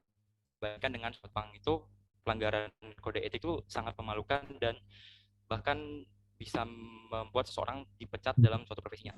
Nah, dari pendapat Prof Irfan sendiri, seharusnya dalam penegakan suatu pelanggaran kode etik itu pelanggaran kode etik yang berat, apakah seseorang harus dipecat dari profesinya atau bagaimana, Prof? Misalkan contoh kasusnya seperti Lili Pintauli, Prof. Iya. Kayaknya kalau kasusnya Pak Lili Pintauli itu kan ya itu yang ketua KPK atau yang anggotanya ya? Yang anggotanya itu sudah ganti kayaknya, Mas. Nah, saya akan ngomong begini dulu. Kalau etika itu diatur formal, itu makin kuat. Nah, cek aturan formalnya mengenai pelanggaran etika dan sebagainya. Seperti UI yang ngatur dosen. Nah, itu di dalam aturan itu sampai ada sanksi enggak? Sanksinya apa? Kalau sampai sanksi, Anda cek lagi sanksinya sampai mana. Gitu. Nah, persoalannya adalah banyak yang tadi saya ngomong kan bahwa di organisasi publik di Indonesia khususnya dan mungkin di negara lain juga yang enggak ngatur diformalkan, biarkan cuma etik. Nah, kalau etik dibiarkan itu jadi menggantungkan kebiasaan masyarakat. Kalau kayak orang Jepang, apakah sudah diatur apa enggak ya? Setahu saya begitu udah disorot aja sudah malu, sudah mundur langsung. Itu seandainya nggak ada aturan di sana di Jepang itu kebiasaan. Dan kebiasaan Indonesia enggak kayak gitu. Berjuang sampai titik darah penghabisan. Ya, jadi kalau nggak dimundurin nggak mundur-mundur gitu. Nah, kalau masyarakat seperti Indonesia ini mesti diatur kemudian dengan jelas, kayak UI ngatur dosen, kalau pelanggarannya sangat tinggi sampai pemecatan. Kalau pelanggarannya dinilai oleh tim penilai etika dosen, itu ada tim dibentuk oleh rektor bisa. Kalau memang ada yang kasusnya krusial biasanya dibentuk. Kalau nggak krusial coba eksekutif saja, ketua departemen, dekan kayak gitu. Tapi kalau serius banget sampai dibentuk. Ada contoh FISIP UI kawan, nama nggak perlu saya sebut, itu menjelang pemilihan dekan FISIP, itu dia ngurus kenaikan pangkat atau apa, pokoknya intinya, bukan pokoknya ya, intinya ternyata dari salah satu karya itu plagiat. Nah, departemennya sayangnya menurut saya, pemahaman saya, kalau departemennya mampu meredam di antara yang dicontek dan yang nyontek itu apa namanya menerima permakluman terus diganti karyanya dan sebagainya, itu selesai di departemen. FISIP itu kalau udah bergulir ke Dewan Guru Besar FISIP, Mas, itu udah liar. Dia sampai di Guru Besar FISIP, dibicarakan, akhirnya sampai keberatan dan penerimaan begitu terus tersimpulkan oleh FISIP, ini nggak bisa tanpa dibentuk tim gitu. Akhirnya dibentuk, bahkan sampai rektorat karena diusulkan dipecat. Nah, kan nggak bisa kalau yang mecat di dekanat fakultas, harus sampai rektor. Rektor bentuk lagi, Mas, gitu. Akhirnya dipecat, Mas, dosennya. Dipecat betulan karena yang dicontek juga nggak memberi maaf, sudah terlalu jauh katanya prosesnya. Ya, jadi satu anak muda yang alumni luar negeri sedang moncer di FISIP terpecatkan oleh plagiarisme, Mas. Itu. Nah, itu ada karena bukan sekedar kode etik, bukan sekedar etika yang dibiarin hidup informal, diformalkan. Jadi bukan berhasil, ada mekanisme sanksi yang ditegakkan, gitu, Mas. Ya, oke, Mas. Baik, terima kasih banyak, Prof. Sama. Sartika, silakan. Baik, Prof. Terima kasih atas waktunya, Prof. Jadi di sini saya ingin bertanya. Tadi Prof menyebutkan bahwa etika menurut itu sebagai sumber pengawasan. Nah, di sini sumber pengawasan yang dimaksud dalam pengimplementasian di Indonesia terkadang kan masih banyak sekali permasalahan seperti banyaknya korupsi di pelayanan publik. Salah satunya misalnya gratifikasi atau pungutan liar ya, Prof. Nah, permasalahan tersebut itu kan sudah terjadi terkadang di dalam suatu organisasi atau suatu instansi, terkadang sudah terjadi dan terbentuk secara masif, sistematif, dan kadang kalau misalnya kita ada di situasi tersebut, misalnya kalau misalnya kita berbeda, tidak mengikuti penyimpangan yang dianggap mereka itu benar, tapi menurut kita salah, pasti kadang di lingkungan tersebut kita dikucilkan. Otomatis itu kita masuk ke dalam lingkaran yang tidak baik seperti itu ya, Prof. Saya ingin bertanya kepada Prof, apabila misalnya nanti kita sebagai mahasiswa dan sudah lulus, terus kita terdapat di lingkungan tersebut, bagaimana cara memutus lingkaran yang sudah ada? Sudah ada misalnya kita melihat korupsi atau gratifikasi pungutan liar di depan mata kita, dan cara kita menyikapi dan menghindari agar kita tidak masuk ke dalam lingkaran seperti itu, Prof. Terima kasih. Ya. Luar biasa nih. Memang ya Anda siap ya semua. Insya Allah saya doain deh bisa ngadepin gitu. Bahkan kalau ketemu jelas banget terang benerang bahwa itu buruk, Anda bisa memperbaiki gitulah. Amin. Nah, minggu depan itu ada yang namanya deontologi atau teleologi gitu ya. Yang tadi di gambar awal itu yang bagan itu Anda nurut sama pimpinan, itu etis. Ya, jadi serahkan tanggung jawab bahwa soal yang sedang berjalan, kalau ada keputusan-keputusan, itu ada orang yang bertanggung jawab di situ. Itu sebagai etis, ya, sebagai etis. Kalau Anda menentang, bertindak tidak etis. Tapi kalau lagi ngajunya etika umum, mungkin bosnya Anda tidak menjalankan etika umum, Anda bisa siap walaupun dikucilkan. Jangan kecil hati dengan dikucilkan. Kecil, Mbak. Nggak apa-apa. Kucilkan, tapi Anda tetap dengan keseriusan akan terus berupaya memperbaiki. Ya, jadi siap. Kalau siap mengikuti perintah bos, Anda siap dengan ada pelanggaran etika umum yang nggak bisa Anda pungkiri gitu. Tapi etika umum itu ada penanggung jawabnya. Yang terlanggar itu adalah bosnya Anda. Cuma kata di agama saya, nanti Tuhan nggak nanyain yang Anda ngajak Anda itu soalnya. Nah, maka biasanya orang-orang pinter dikucilin juga nggak apa-apa saya. Saya akan berkumpul dengan orang-orang baik, nanti ini harus saya perbaiki.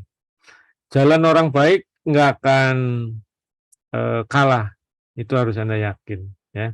Suatu ketika kalau Anda nggak nyerah, terus berkumpul dengan orang baik, pasti akan punya peluang untuk memperbaiki organisasi itu. Dan Anda kalau dilanggar kan kucilin ya. Kalau sampai ada hak-hak Anda yang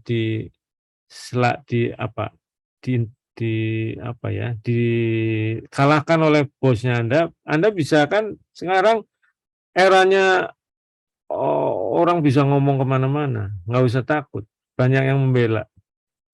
Jadi justru orang yang melawan orang-orang baik itu akan kena sekarang ini, menurut saya, ya, menurut saya.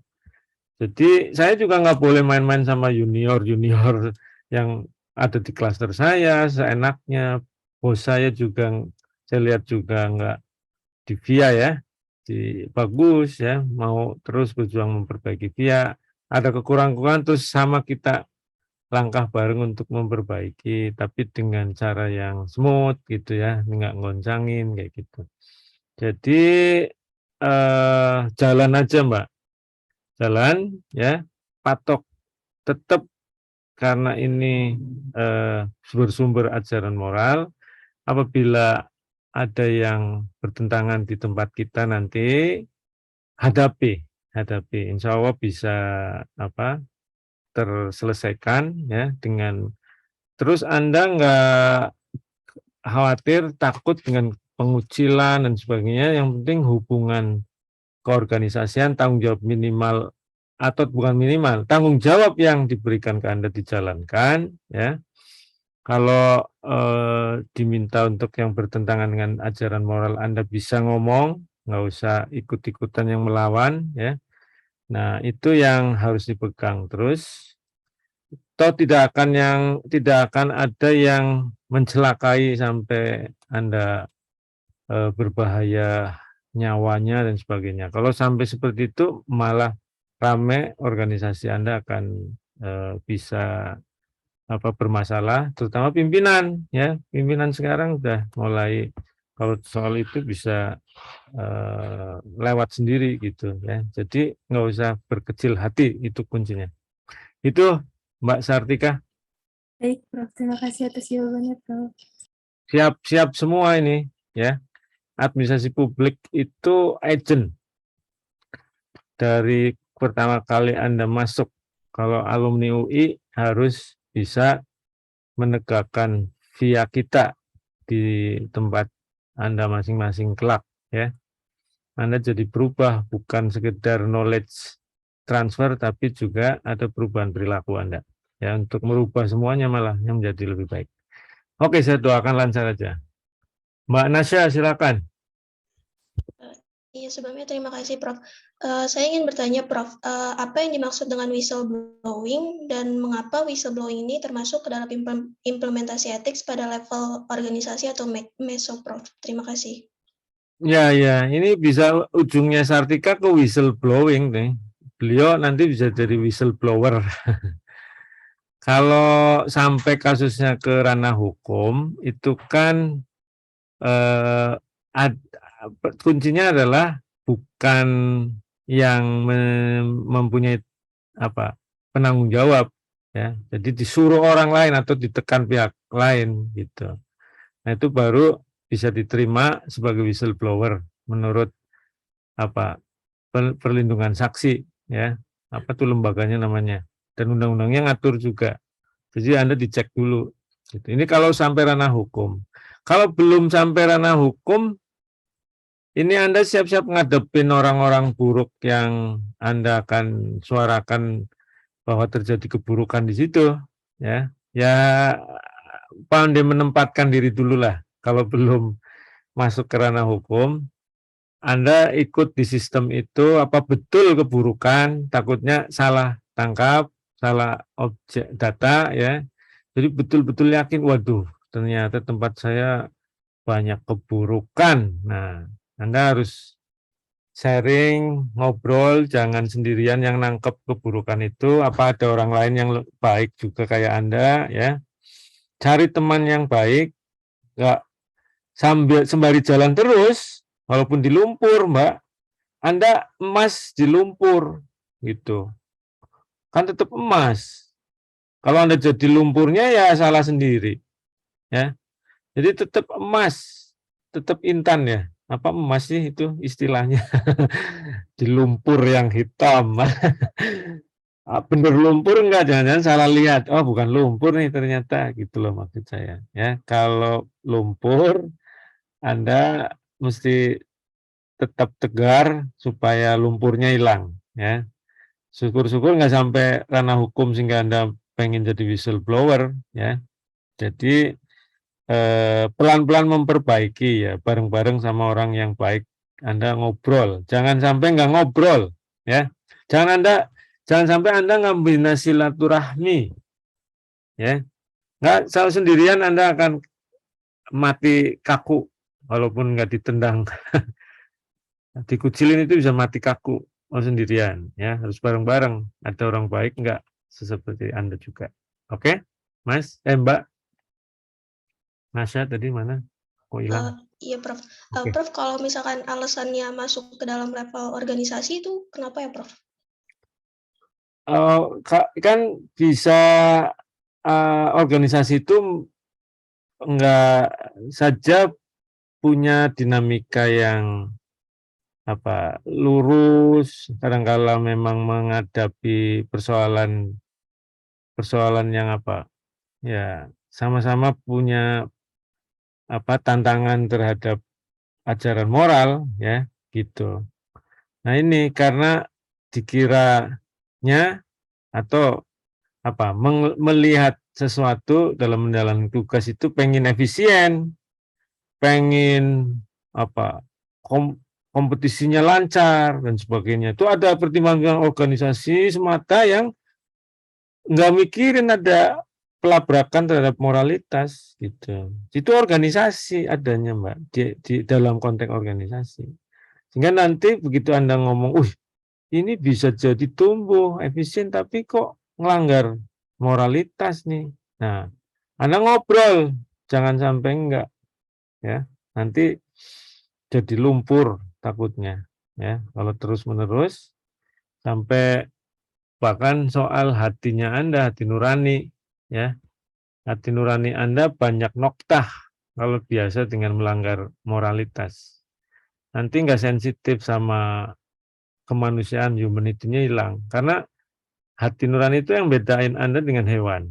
Ya. Jadi kalau terus tertutup hitam semua, humanity-nya akan hilang. Anda akan bisa berani bahkan tanpa ada perintah apa, gara-gara terancam, merasa subjektifnya Anda. Sorry to say, bisa peristiwa tuh di Semarang, ada PNS terbunuh. Peristiwa Sambo nembak anak buahnya. Banyak banget ASN yang sorry to say juga soal perselingkuhan, macam-macam ya, macam-macam yang humanity-nya Anda hilang ya, nokta hitam gara-gara sering melanggar. Kalau orang-orang yang belum melanggar nggak akan berani. Tapi kalau Anda ada di lumpur, lama-kelamaan jadi lumpur bisa. Makanya harus tetap Anda adalah emas di lumpur. Misalnya memang lumpur, mudah-mudahan Anda ketemu organisasi yang bukan lumpur. Ya Mas Ebun ya. Oke Mbak. Ya, Prof. Terima kasih, Prof. Sama. Oke, Ben silakan. Baik, Prof. Terima kasih, Prof. Jadi aku kan ingin bertanya tentang implementasi kode etik. Nah, apakah ada pengujian dan dipertanyakan kode etik dan moralitas pada instansi pemerintah, Prof? Yang aku lihat kelemahan pelayanan publik di Indonesia pada tidak adanya atau terbatasnya kode etik. Misalnya orang korupsi atau birokrasi berbelit dan yang lain sebagainya. Bahkan seringkali kaku terhadap norma moralitas yang sudah ada tanpa melihat perubahan zaman. Nah, apakah biasanya di instansi pemerintah itu ada mereka bisa revisi formal kode etik atau ada pengujian gitu, Prof, dalam mempertanyakan kode etik yang sudah ada, kode etik formal yang sudah ada, apakah begitu sih, Prof? Tadi saya di awal tengah ngomong banyak instansi kita tidak punya kode etik gitu. Kalau Anda jadi pendatang baru, masuk, pelajari, benar ada apa enggak dulu. Nah, enggak ada. Nah, mulai deh Anda. Ini berarti yang jalan etika informal. Nah, Anda siap-siap terus. Bagus apa enggak nih? Lumpur apa? Bukan lumpur. Ya, kalau bisa ngobrol, terus kemudian ngomong. Kayaknya perlu ada rumusan etika yang formal nih. Kita ingin supaya organisasi ini baik jalannya. Ayo kita usul ke bos setingkat di atas persis. Ngobrol. Nah, ini ngobrolnya juga cari momen penjadwalan program yang bisa ada forum atau suasana rapat untuk ngomongin itu kalau memang belum ada. Kalau ada momen itu untuk bahas bahwa ini dipakai apa enggak sih gitu. Kalau memang tadinya kok Anda rasa lumpur. Kalau nggak lumpur mungkin ini dipakai. Pasti kalau kode etik dipakai, insya Allah organisasi Anda nggak lumpur. Ya, gitu. Nah, itu Mas. Jadi saya bilang memang banyak belum punya, Mas. UI kan isinya pengajar ya, wajar. Jadi dibikin sama Pak Rektor. Dari MWA, SA, UI bikin kode etik dosen. Ya. Nggak tahu universitas lain. Nggak tahu tuh universitas lain. Mungkin etik saja, ya, karena yakin bahwa profesionalitas dosen di masing-masing jalan sendiri, kan begitu asumsinya. Padahal belum tentu, Mas, belum tentu, ya. Jadi kita perlu ada formalitas sehingga bisa ngomong sanksinya kayak apa, gitu, ya. Nah, silakan di riset boleh. Kalau mungkin masih datanya sumir, saya baca datanya sumir gitu, mungkin ya Anda diteliti dengan baik. Bahwa saya beranggapan kode etik belum banyak dipunyai. ya oleh instansi kita. Itu Mas. Oke Mas Eben, Baik, Prof. siap. Lanjut. Sheila on seven ya. Oh Sheila Andri. Silakan Sheila. Baik Prof, terima kasih atas pemaparannya. Jadi yang seperti kita ketahui bahwa para pelayan publik ketika melakukan suatu pekerjaan itu masih banyak yang kurang baik ya Prof, seperti masih banyak yang malas-malasan dan tidak tepat waktu. Nah yang saya tanyakan adalah ketika seseorang itu diangkat menjadi sebuah pelayan publik, apakah tidak dibekali ilmu moralitas dan etika atau bagaimana ya Prof? Dibekali, saya yakin karena saya bagian dari ASN.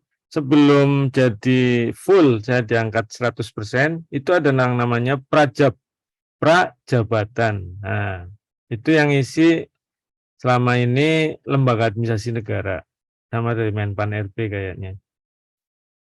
Waktu zaman Prof Eko bahkan ngelibatin TNI untuk nilai disiplin. Disiplin dianggap kayak militer, jadi diundanglah militer untuk ikut mendisiplinkan ASN, calon ASN.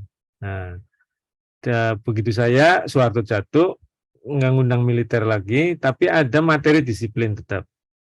Terus materi etika secara umum ada bahkan ada dinamika kelompok dan sebagainya. Yang ngerti, paling tidak ada materi sebagian kecil dari hari ini yang saya sampaikan ke Anda, didiskusikan gitu, ya.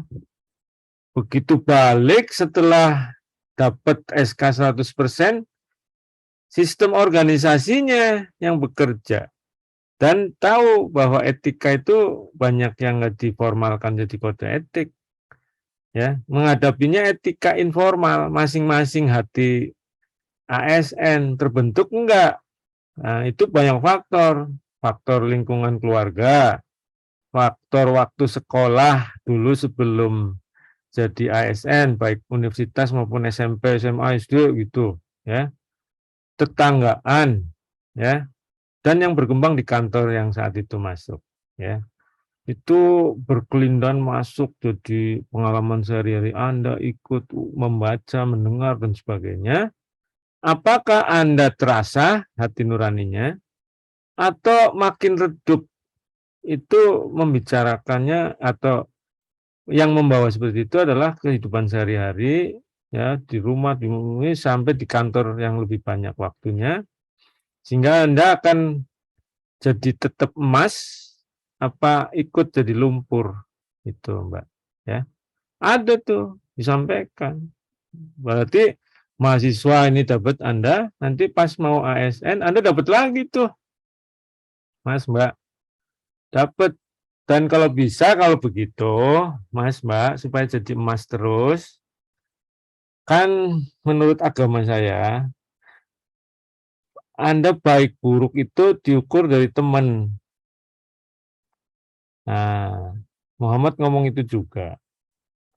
Jadi, teman Anda, cermin Anda. Cari teman yang baik-baik. Ngobrol. Kalau di kantor, biar dapat teman baik seperti yang mana aja.